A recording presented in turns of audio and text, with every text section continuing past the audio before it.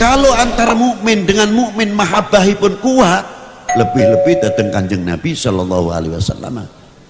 Imannya semakin besar, boten mudah diongkek-ongkek. Sebab kadar bobot iman seseorang menika wau tergantung cintane datang Kanjeng Nabi sallallahu alaihi wasallam. Dan orang-orang yang membawa cinta kepada Rasulullah dan membawa oleh hijrah, dibawa kehidupan mulai abad ke-1 ke-2 Islam sudah masuk ke Indonesia. Wong sing padha demen marang Gusti Allah, demen marang Kanjeng Nabi, masuk. Terus sampai diteruskan regenerasi, masuk wonten Aceh, Pasai, luar biasa.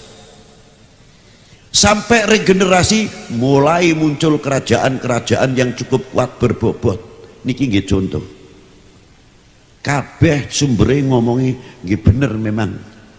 Kerajaan Islam, kerajaan Islam, kerajaan Islam. Ning kula terkadang bertanya, ning napa iki sumbere muni Islam, iki Islam kok berantakan ora ana bekase. Ora sing ning Aceh, ora Banten, ora Palembang, mboten Demak. Napa malih ten Spain, Spanyol. Apa sebab? Mestinya kita harus menguak sejarah kembali. Kekuatan Portugis luar biasa. Sampai bisa mengalahkan Malaka pada tahun 1511 Masehi. Jatuh Malaka, datang Portugis penjajah. Sultan Abdul Fattah mengirimkan putra mahkotanipun ingkang nama Adipati Yunus. Dikirimkan, gagal karena napa sikon tidak membantu. Keranten musim gelombang sehingga tentara Demak kathah sing korban keranten gelombang. Akhirnya berlabuh mepet ten Palembang. Ten Palembang niku wau ten pundi wenten tempat kelahiranipun Raden Fatah. Sing diikuti kalian Arya Damar.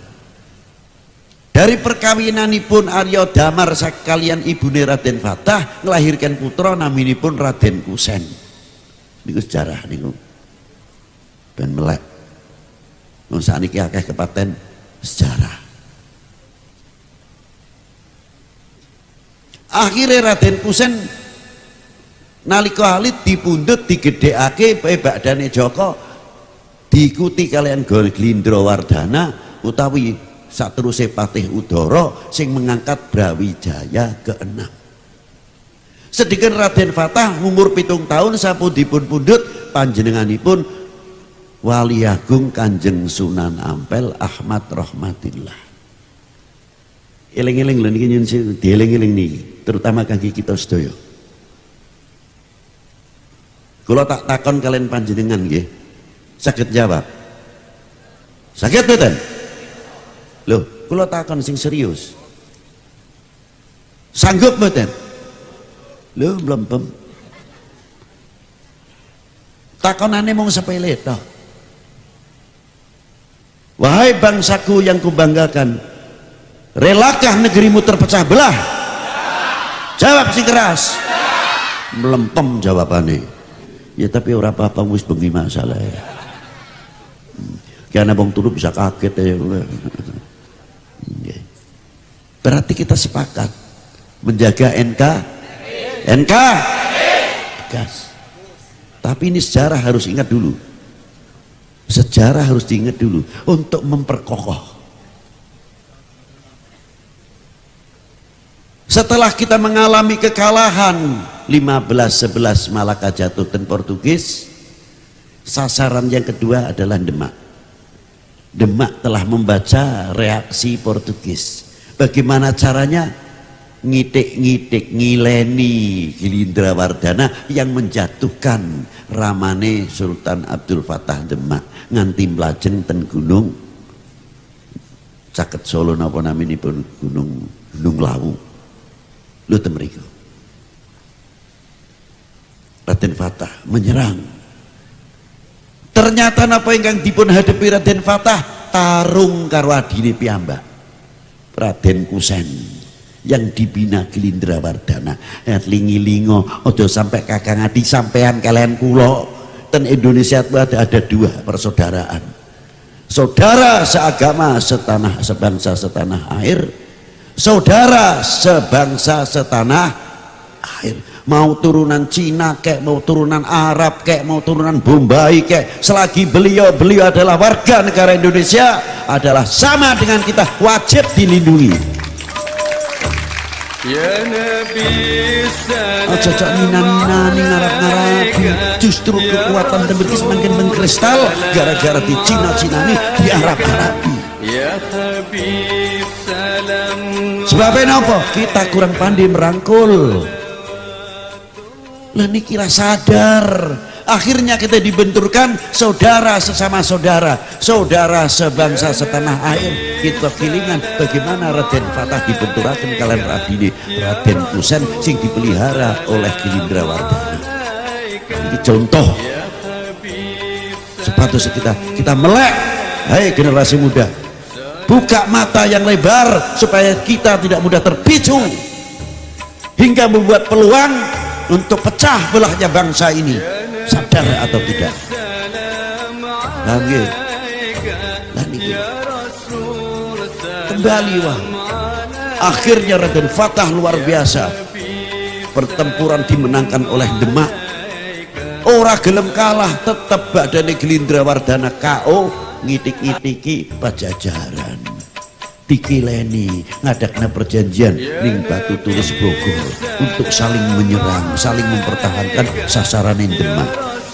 Zaman semonten dipimpin Sultanipun Raden Trenggono Muhammad Aliuddin, ngirimaken Syarif Hidayatullah Said Fadil, Panglimanipun Syarif Hidayatullah, Panglima Besaripun, kirimaken dibantu prajurit Cirebon, dibantu Banten. Padahal Banten waktu semonten dereng beriman, isih beda pahami, tapi merasa memiliki Indonesia, merasa memiliki bangsa ini, tidak merasakan beda agama, tapi kita merasakan sama di dalam bangsa Indonesia. Yo hebatnya ngoten, beda agama silahkan, tapi kita tidak beda Indonesia. Akhirnya pertempuran dimenangkan dengan pimpinan Maulana Syarif Hidayatullah Gunung Jati. Dari Jayakarta, dari kemenangan sing maune Sunda Kelapa menjadi Jayakarta, saat ini menjadi Jakarta. Luar biasa, berhasil gemilang, makmur Demak, luar biasa. Pirang tahun panjenenganipun Sultan Trenggono sedo, wafat pada tahun 1548.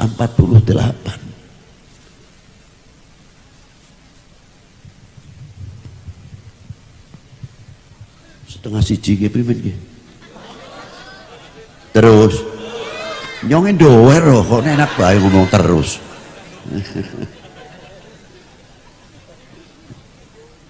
Terus saking nggih. Makanya teng zaman Sultan Trenggono gebyare Islam luar biasa. Pinten tahun sedo sing mateni bocah umur 13 tahun. Bubar sedane Trenggono, fitnah mulai muncul. Wis niate beda-beda, macam-macam. Hingga Kakang Adi perang saudara.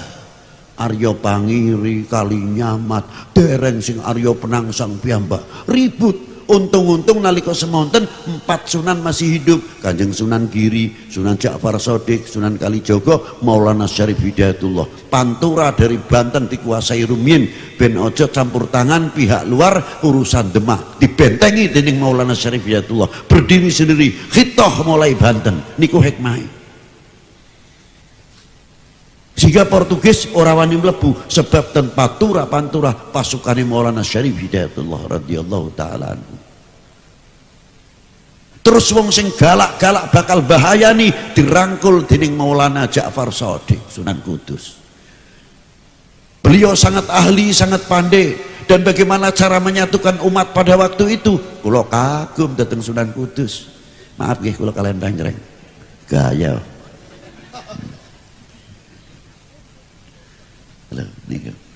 Napa diantawisipun Kudus niku pusat, boleh dikatakan rajane niku agamane Hindu. Nyun sewu, nyun sewu. Nalikane Kanjeng Sunan Ja'far Shadiq dakwah wonten Kudus, mikir iki mayoritas agama Hindu. Kira-kirane ben aja menyentuh mangke tersinggung keprimen niki ulama. Orang mengambil kesempatan dalam kesempitan. Buktinya napa Beb? Sunan Kudus khususnya umat Islam lamun hari raya Idul Adha mesti nek ora motong kerbo sapi, nek ora wedhus. Lah sedengken sapi sing punuke ageng putih dhuwur niku dados mitos ten agama Hindu. Sangat terhormat kedudukanipun. Niki nek dadi korban sapi mangke wong mriko tersinggung iki keprimen. Mangkane Kanjeng Sunan Kudus ngelarang bodo besar nyembelih sapi, aja nganti menyinggung wong niki tonggonan. Lha niku hebate ngantos semonten. Bukan berarti mengharamkan. Dengan akhlak yang demikian Pangeran Poncowati nalika semonten ratunipun dengan akhlak umat Islam kok ulama ngoten teko ten Kanjeng Sunan Kudus. Napa ngoten Islam nika ya Kanjeng Sunan? Ya nggih ingkang kados mekaten. Napa kula pikantuk nek Islam? Nggih ya turah. Asyhadu an la ilaha illallah wa asyhadu anna Muhammadur Rasulullah. Sak kratone diserahake Kanjeng Sunan Kudus. Lah nek kula kratone tak duduki ben kenal sapa aku. Kanjeng Sunan Kudus tidak ngono toh. Nggih. Ini dibangun masjid. Akhirnya jadi masjid Menara Kudus. Niku hebate. Bijaksana sekali. Ngantos masyhur ngantos sakniki. Niku Kanjeng Sunan Kudus ahli sangat. Dudu maning-maning ceritane kesaktian, maning ceritane kesaktian. Loh. Terus Wali 9 itu mempunyai spesifik, mempunyai keahlian-keahlian masing-masing di dalam dakwahnya. Sing ahli ngobati, yang ahli tata negara, sing ahli strategi dan lain sebagainya dan lain sebagainya. Nalika semonten saya sugeng Sunan Giri, Sunan Kudus, Sunan Kalijogo, Sunan Syarif Hidayatullah niku ngatasi Demak ribut mawon, cukup wulanan. Bahkan punjul akhirnya terpaksa dipilihlah Joko Tingkir menantu Kanjeng Sultan Trenggono terpilih menjadi raja ning boten ten Demak ten Pajang baru aman. Contoh kangge kita, contoh kangge bangsa niki. Napa kula seneng nek dengok bangsa pecah belah ngoten? Kula takon sing jujur mawon lah. Seneng nek ngoten niku. Nek seneng niku akhire niku rahmati Allah bakal dicabut saking bumi niki. Naudzubillah min dzalik. Nek pun rahmati Allah taala dicabut margo adoh saking ulama, bumi sing maune adem katut anget, wit-witan sing ijo, sing kering mawon terbakar sulit napa malih sing ijo. Sakniki sing ijo kebakar gampang. Margo napa? Barokah wis dicabut dening Allah taala. Muga-muga Jawa umume Indonesia umume ampun ngantos rahmati Allah taala dijabut. Lha ngoten. Niku satu contoh. Pun ayem ulama wis berjuang muncul malih VOC. Sekitar 16 akhir abad 16 VOC.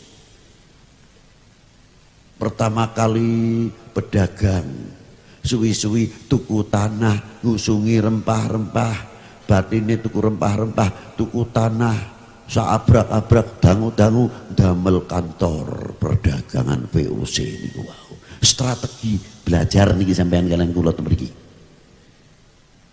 Belajar ten mriki. Strategi niki ngoten niku. Tuku tanah gede-gedean. Akhirnya gawe benteng kangge melindungi. Akhirnya diganti Batavia. Cangkeme wong dhewe Betawi. Rumiyin sing sepuh-sepuh apa ngendi kon ning Betawi. Betawi Batavia. Lha niku. Jakarta ini sejarah hilang meh. Itu dulu. Mulai curiga Kanjeng Sultan Agung mengirimkan pasukannya. 2 kali gagal. Pertama 80.000 pasukanipun. Ning lokasi ini mboten menguntungkan, isine rawa, penyakit nyamuk malaria luar biasa. Niku sebab kalahe Kanjeng Sultan Agung pasukane hingga kathah sing sedo. 2 kali gagal, tapi tidak gagal mengubarkan perjuangan. Terus beruntun sampai lahirlah Kanjeng Pangeran Diponegoro, Ali Sentot Prawiro Dirjo, Kiai Mojo, kiai-kiai yang lain sampai daerah Cirebon, Kiai Mukoyim, Habib Toha Ciledug, niku sponsor luar biasa, Panglima Besar Habib Toha Ciledug. Ngantos nggadahi pasukan naminipun Cibeting, niku pimpinanipun Habib Toha gangsal ewu, jago-jago pada waktu itu. Cobi. Tempat gladinipun ngantos didarani ngantos saniki tempat sumpah. Terkenal sumpah Ciledug. Nikulah. Dan melahirkan beberapa tokoh-tokoh ulama, Ki Abdul Jamil Buntet, Ki Muta'at, niku daerah Cirebon mawon. Terutama Babakan Ciwaringin, mulai tembriku santri-santri bergerak melawan penjajah, ngantos saking pihak Belanda sendiri menjagut duit. Ya Nabi salam alaika ya